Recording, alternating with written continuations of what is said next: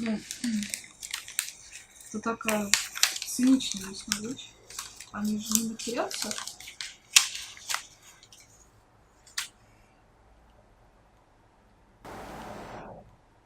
А там все элементарно, типа, и убью за свою мамку и так далее. То есть о своей женщине, о своей маме, о том, как он всех любит, как всех защитит.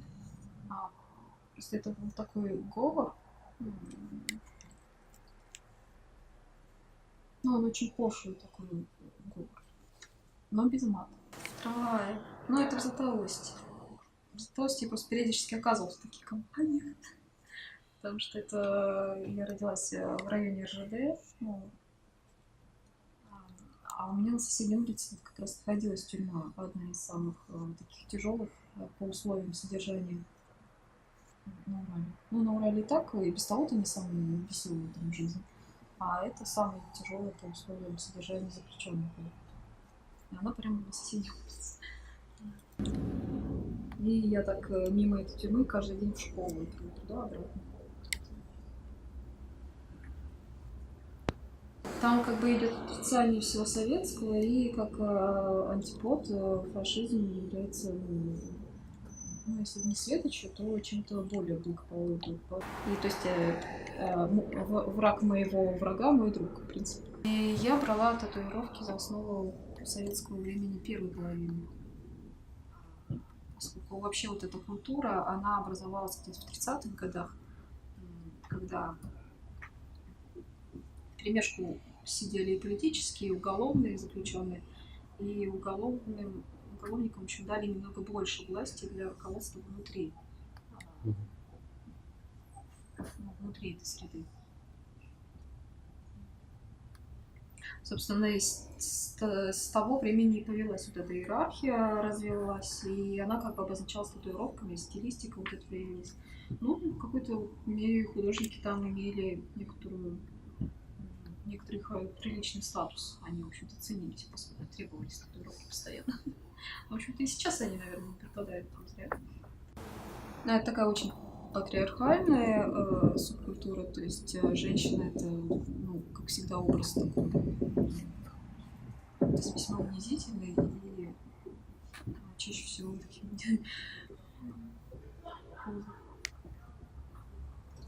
Но здесь есть и более поздние советские, то есть это как бы с образами уже последнего президента или первого президента, Горбачева, Ельцина. Ну, естественно, были образы Сталина, Ленина,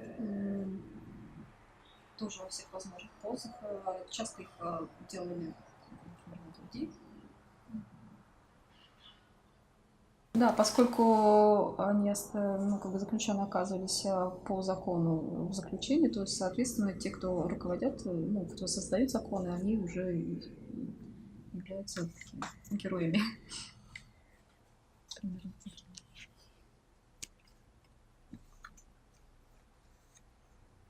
Но надо понимать, что это образы все такие в высшей степени циничные, и, ну, как бы там просто вся логика переворачивается с ног на голову буквально. То есть зачастую, если заключенный говорит, там, защищу свою маму, бабушку, то на деле, как правило, по крайней мере, то, с чем я сталкивалась на деле, молодой человек, выходя из заключения, он пришел, например, домой, он сделал все возможное, чтобы мама оказалась где-то там в гробу. То есть не оказывая ни медицинской помощи, не оказывая элементарную повестку, кормить. Но при этом, когда он выходил из заключения, да, он тоже рассказывал, как он принимал.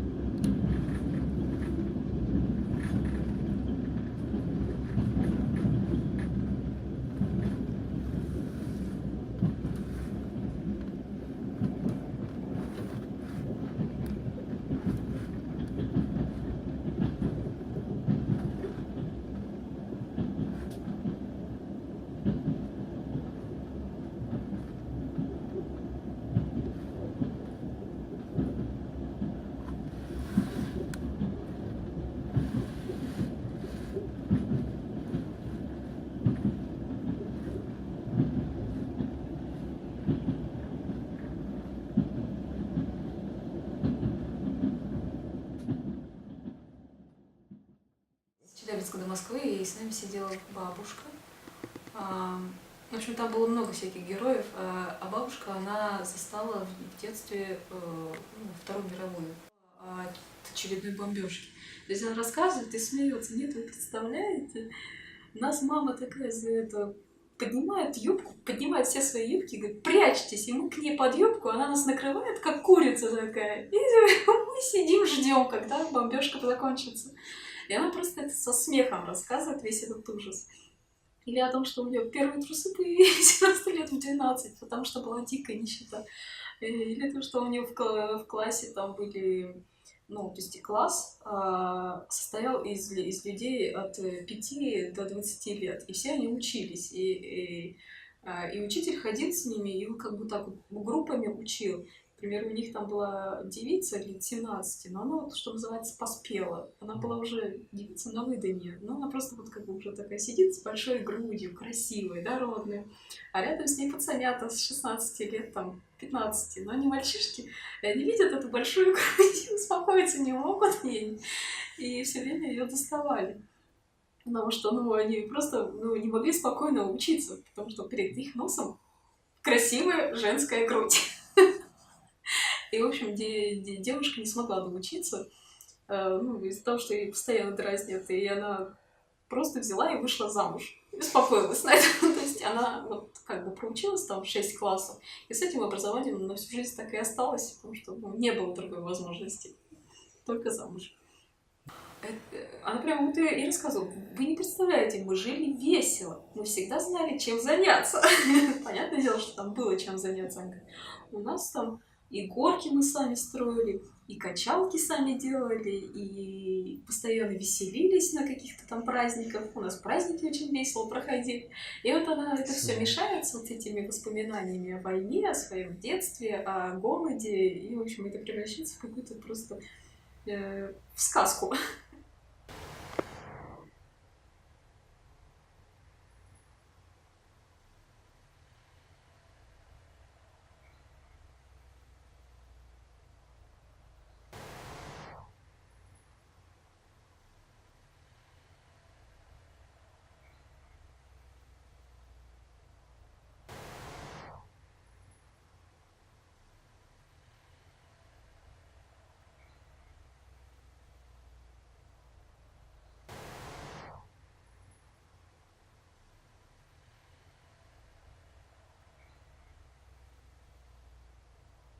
Как только выезжаешь в Златоуст, солнышко, небо голубое. Буквально, когда горы вот за тобой замыкаются, и там уже более-менее равнины, несмотря на то, что тоже Урал, но вот именно Златоуст, он отдельно окружен горами. И куда ты все время вот так вот вверх-вниз, вверх-вниз. Тебе элементарную вещь нужно сделать, там, сходить в магазин, самый ближайший, там, в 100 метрах. Тебе нужно преодолеть несколько гор. Спуск, подъем, спуск, подъем. Когда я через какой-то перерыв переехала в Златоуст, и на следующий день просто болели мышцы ног, потому что я отвыкла. В Петербурге столько, вот так не ходили.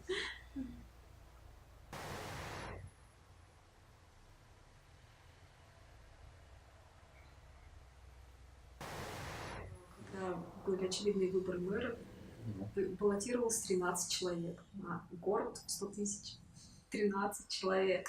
То есть этой толпе людей нужна была власть в этом городе. Кем управлять? То есть, видимо, они знали, зачем идут. А 13-й из них был 13-й чувак из Москвы. Он приехал, он был какой-то социолог, и ему для эксперимента нужны были какие-то такие исследования. И он приехал, собрал нужное количество, по крайней мере, он утверждал, что он собрал нужное количество подписей. Скорее всего, он просто действительно прошелся по домам и собрал подписи, потому что всем было все равно закрывать. И он прошел вот до этих выборов, грубо говоря, финал. Непосредственно, когда были уже выборы, вот в день, за день до выборов, он снял свою кандидатуру. Но за несколько дней там было что-то несусветное. То есть один человек попал там в больницу, другой человек, там какие-то начались проблемы в бизнесе. мэр, который там уже отработал 2 срока, однажды вышел с прямой речью на радио местное и там минут на 40 рассказывал все ужасы вот вот этого процесса, что он уже перенес 2 инфаркта, потому что ему каждый день угрожает мафия. Вот, в общем, это были выборы в Златоуст, потому что там есть залежи серебра, потом есть драгоценные, полудрагоценные камни, есть лес, и есть что пилить, да, видимо. Ну, в общем, так они не распилили. И город так и как бы не получил свое развитие, какое мог бы получить. Но у него были серьезные перспективы в любой отрасли. Ну, то есть вот, туристическая одна из. Лечебные грязи, есть живая вода, там есть вот эти прекрасные пейзажи, где можно там скалолазов собирать, а туда так или иначе все равно съезжаются. Потому что есть там крутые горы, по которым просто классно лазить, вот именно скалолазы. Там горы могут, чуть ли не по 90 градусов. И говорят о том, что они безумно красивые. Плюс есть еще такие свои шаманские места, куда действительно шаманы со всего мира и буддисты в том числе приезжают в определенные точки, в определенное время и начинают что-то там колдовать, связываться с космосом, получать какую-то энергию. Ну, в общем, там есть места, где там лешие путают, то есть есть места, куда лучше не сходить, потому что там люди пропадают. Ну и охотничьи места в угодье. То есть, в принципе, там действительно пилить было что. Климат, конечно, чудовищный, потому что когда за горы зацепляются эти облака, они там и остаются. Совсем.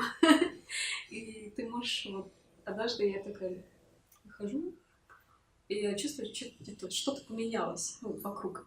И я через какое-то время соображаю, что деревья-то зеленые, потому что до этого было несколько недель дождей, и все было серое. И тут было, а тут зеленое. Вот, может, поэтому я еще рисую черно-белое. Потому что я тупо не привыкла к цвету.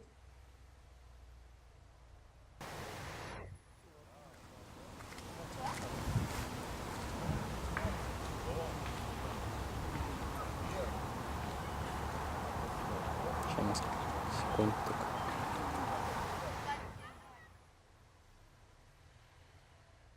Потому что мы на пароходе плыли 4 часа.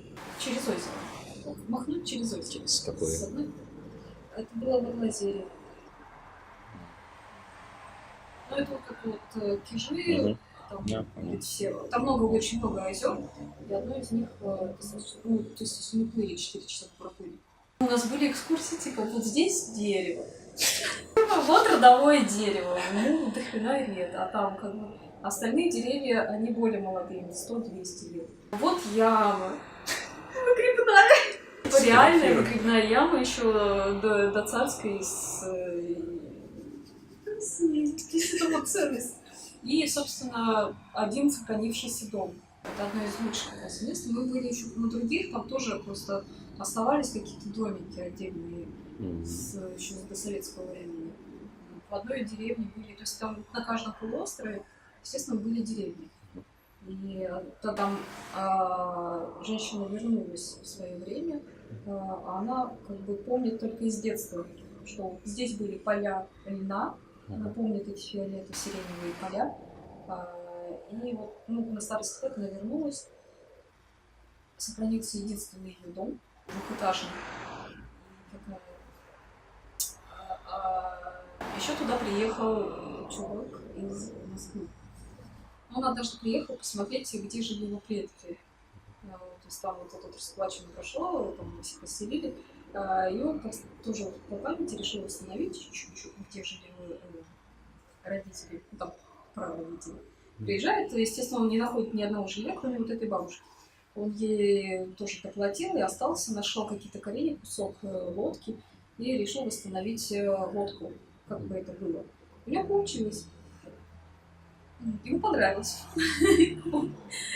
Перезимовал опять в Москве, приехал опять на следующее лето. Но уже прогуглив все какие-то возможные, уже с инструментами. Вот. И у нее на чердаке он начал отстраивать лодки и продавать их там же. То есть он там зарабатывал. Он там уже начал проводить по полгода, там где-то с мая по октябрь, вот когда вот такой, когда еще можно было туда приплыть, и когда можно уже еще уплыть. Да. Потому что на зиму, естественно, все это льдом покрывалось. Они как бы между полуостровами можно сообщаться, но так, чтобы насквозь переехать зимой, это достаточно редко. Как я сказала, женщина может находиться, когда там была постоянно. Она там могла по месяцу увидеть людей, в принципе. Не говоря о том, что никакой сотовой связи тебе это не поможет. И, значит, там такая... ну вот он по полгода стал делать, и я, собственно, глазами видела эти лодки. Так получилось, что у нас все это курило. Сначала там был как бы один директор, а потом он стал уходить в православие и стал батюшкой. Естественно, он остался руководителем этого парка. И он в свое время сам добился сделать из этого места парк. Ну, как бы назначили другого директора, а он просто нас курировал. И вот он как бы нас на этот полуостров-то высадил, а потом нужно было нас забирать. И мы такие смотрим, мы пришли в нужный момент на берег, ждем батюшку. А он такой на самой середине застревает со своей старой лодкой. Она у него заглохла.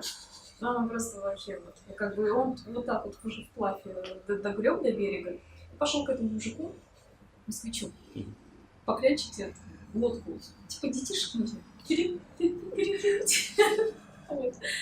Он согласился, и если в его лодку, в лодку батюшки мы влезали там на 2-3 части, то есть он нас частями переправлял, а у нас там 13 человек было, у нас 3 заплыва, то в эту лодку мы спокойно, вот знаешь, как было вообще проход, залезли все 13, и у нас такое свободно было. Мы с рядами и абсолютно свободно, не стесняя друг друга. Боже, как она плыла красиво, она просто, знаешь, так наклоняется немножко, нос, красивый нос такой, и она немного наклоняется вверх, поднимается, и она каравелла плывет. Там было 2 баньки, и в одной из них жил такой мужчина, Александр его звали. То есть его все так звали. Никто не знал, настоящее это имя его или нет, никто не знал его фамилию. И не знали даже руководители вот этого парка вообще, кто он, откуда. Как нам сказали, он однажды вышел из леса. И сказал, не нужна ли вам помощь? Мужская помощь нужна везде. И типа вот показали, он оборудовал баньку, ну, в смысле, под жилье, поставил там много. Он был очень такой религиозный. А там еще маленькая церквушка, ну, она там стояла на холмике, она раза в 2 меньше этой комнаты. То есть, это комната 20 квадратных метров, то храм, вот эта маленькая церквушка, 10 квадратных метров. Там не было иконостаса, там не было ничего.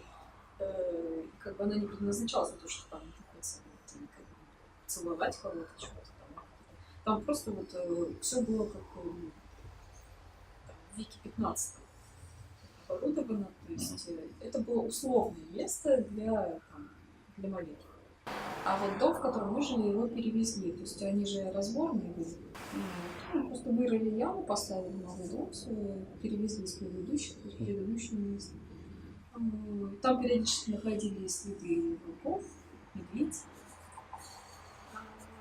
Причем 2 лошади, которые постоянно ходили, то есть это местное хозяйство, они тоже зимой, говорят, ушли и на месяц.